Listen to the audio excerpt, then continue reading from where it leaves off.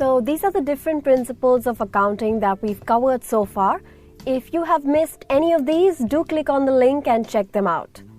So we've been talking about how record keeping has been helpful for my friend Peter. He has been enthusiastic in learning accounting. There have been some problems that he has faced as to when to record transactions, and slowly he's understanding and improving himself. It is now the 6th month of his grocery store business.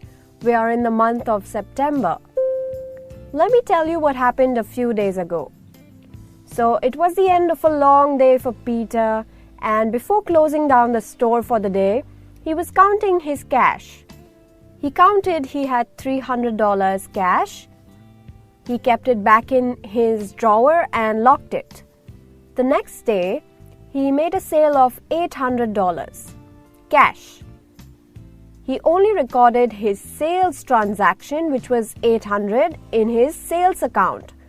But he forgot to record the same in his cash account.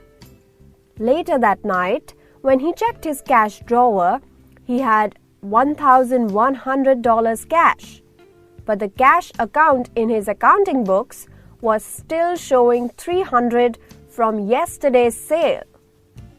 This means without recording both these effects or dual effects in books of accounts, our records will be incomplete or imbalanced, and it will show a wrong status. In this case, there were two accounts affected, that is, the sales account and the cash account. So basically, if any transaction takes place, it affects two different accounts. Let's try to understand this concept. Let's say Peter sold goods on credit to Mr. Adam worth $300. This transaction results an impact on two matters. Can you tell me what are the two accounts that will be affected?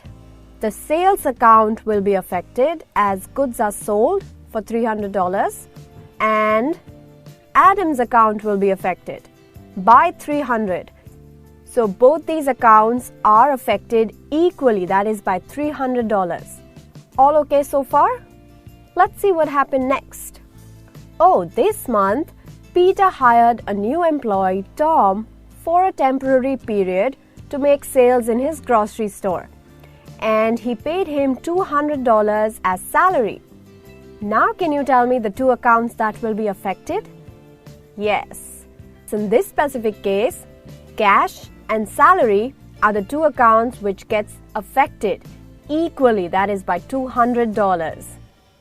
So this concept that every transaction has an equal effect on two different accounts or dual accounts is called the dual aspect concept in accounting. If we record only one side of the transaction, means if we make a single entry, there will be a mismatch. Like we saw, Peter's cash account did not show the correct amount. That is why we follow the dual aspect concept, also known as the double entry system of accounting. The double entry system of accounting gives an accurate and complete record. Peter will know the correct status of his business, expenses, incomes, assets, and liabilities. Since all of our accounts is based on this dual aspect concept, we need to be very careful while identifying the two accounts that are affected. We will understand and learn more about this concept when we will learn how to make and maintain the different books of accounts in our upcoming sessions. So, moving on, this month Peter is planning to launch his own homemade pickle brand in the market. He paid $5,000 for an advertisement campaign, but this advertisement campaign will take place in the next accounting period.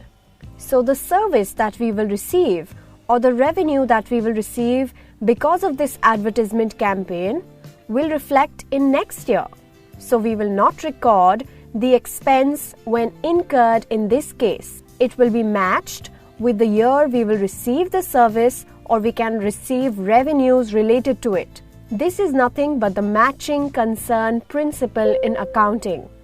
This principle requires that you match revenues with the expenses incurred to earn those revenues and that you report them both at the same time period.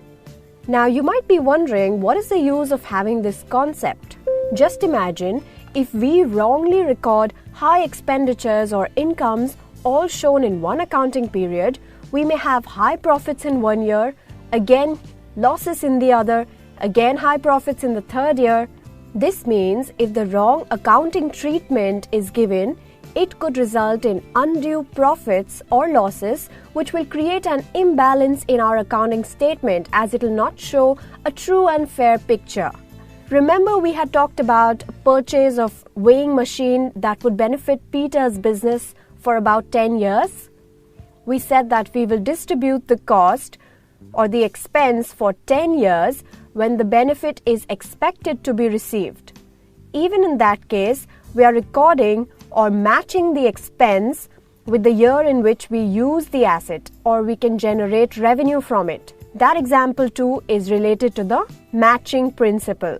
So to sum it all up, ideally the matching concept is based on a cause and effect relationship, and it requires a company to record or match expenses with related revenues in order to report a company's profitability during a specified time interval. So as an accountant, it is our duty that accounts are prepared on the basis of these generally accepted principles, as these principles would help in giving a true and fair picture of the business. So now Peter understands why it's important to give dual effects for each transaction, and he knows why certain expenses need to be recorded in the year as its related revenues. This was all for the month of September. We will be back with more in the next session. Share your love by liking, commenting, and subscribing. And we would love to receive your feedback. Keep watching, keep learning.